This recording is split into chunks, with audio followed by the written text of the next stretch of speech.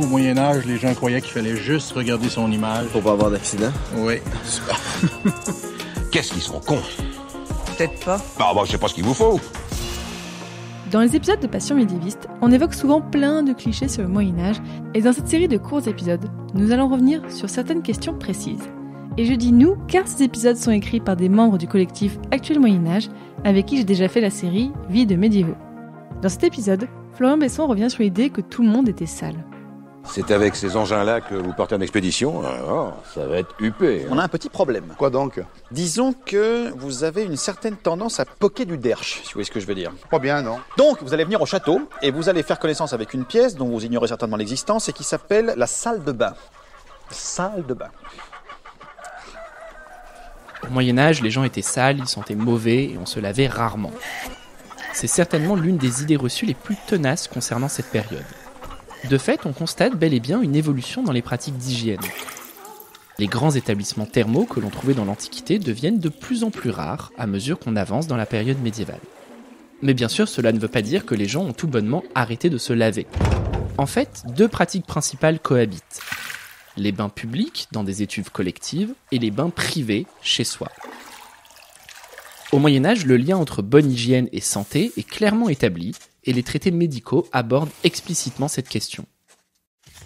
Dans les faits, il est difficile de savoir avec certitude à quelle fréquence les gens se lavaient. Il semble en tout cas que cela ne diffère pas vraiment selon la classe sociale. Les riches ont des baignoires dans leur chambre, les plus modestes peuvent utiliser l'eau des rivières, et bien sûr, tout le monde peut se rendre au bain public. Oh! Elle est de quelle couleur la flotte maintenant? Toujours un peu noir, avec une couche de gras. Bon, écoutez, je la fais changer encore une 4e fois et puis c'est marre, vous sortez. Le but du jeu, c'est que l'eau reste transparente, c'est ça? Ah non, mais laissez tomber ça, on n'y arrivera pas. Si l'on se fie aux recommandations des médecins, et si on croise ces informations avec d'autres sources, par exemple les fabliaux, le bain apparaît comme une pratique courante et hebdomadaire. Il est complété par une toilette quotidienne et minutieuse du corps, qui inclut le visage, les mains, les ongles, les parties intimes, les cheveux, les oreilles, etc. On est donc loin du bain pris il y a 2 mois dans la rivière de Jacouille la fripouille. Me tiens désolé jusqu'à Bastagne.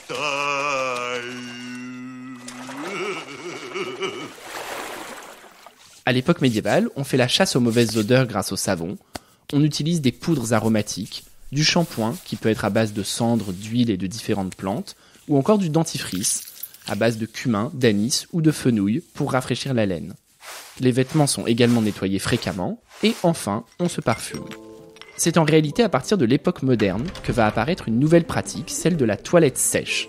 Plutôt que de prendre un bain, on préfère alors frictionner son corps et se nettoyer avec une serviette humide qui essuie la saleté.